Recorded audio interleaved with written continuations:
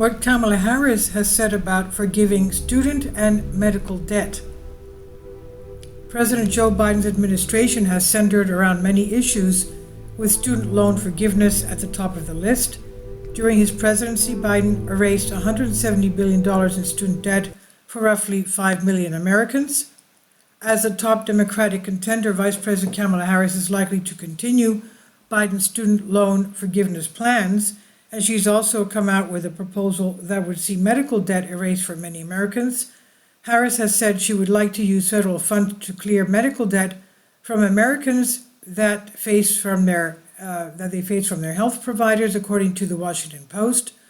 During her vice presidency, Harris worked with North Carolina Governor Roy Cooper to get rid of medical debt for 2 million North Carolinians. She also sought to end medical bills from being included on consumer credit reports alongside the Consumer Financial Protection Bureau.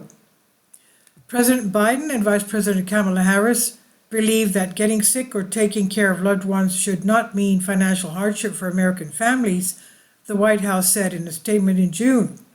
The burden of medical debt and its impact on credit report inflicts serious financial repercussions on American families, restricting access to credit, increasing risk of bankruptcy, creating barriers to housing and health care access, and negatively impacting health outcomes. This debt is often placed on American families despite evidence of medical bills frequently being invalid, unsubstantiated, and inaccurate.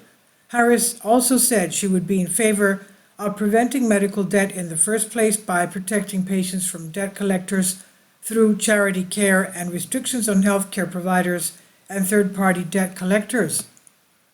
Voters would likely see a similar initiative from Harris to Biden's student loan forgiveness programs. We see a future where no teacher has to struggle with the burden of his student loan debt, Harris said in a speech in Wisconsin last month. So far, Harris has been a strong proponent of Biden's SAVE plan, which operates as an income-driven repayment program to reduce payments or even enforce $0 monthly fees. But that income-driven repayment program has received legal pushback and awaits a decision by the Supreme Court over whether the federal government had the legal ability to pass the repayment options. Also, chief on Harris's list of priorities, if elected president, are efforts to ban price gouging in grocery stores. The Democratic candidate also said she would implement a $6,000 child tax credit and down payment help for first-time home buyers.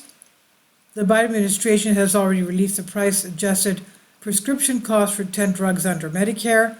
Newsweek reached out to Harris for comment via email. William F. Hall, political science and business professor at Webster University, said Harris's campaign is superior when it comes to focusing on key issues most important to middle-class voters. Harris has also earned support among union workers in key swing states like Pennsylvania. The shift in labor union member support towards Harris and away from Trump in Pennsylvania, in my view, is a direct result of Harris's campaign success in highlighting the forward-leaning and very supportive policies that the Biden and Harris administration has implemented and demonstrated towards labor unions and middle class over the previous years versus a lack of support received from both the Trump campaign as well as the Trump administration while former President Trump was in office, Hall told Newsweek. And this is from Newsweek and on DNYUZ. Please leave your comments and thank you for your support. Please support my Patreon account. The daily posts are 5 videos daily, and they are totally different from what I have on my YouTube channel. Thank you so much for your support and that you find all my content so interesting. You'll find the Patreon account details in the description box below.